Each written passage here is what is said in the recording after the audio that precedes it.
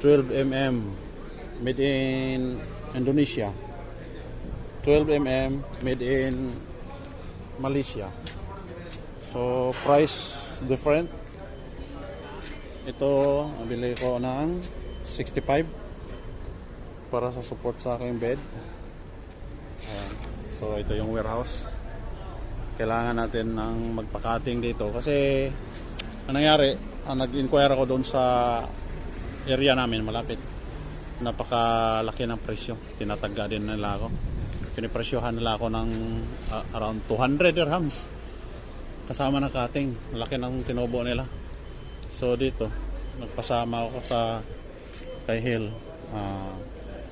Ito bili ka na lang ng 65 at papakat ka ng 20 dirham ang labor.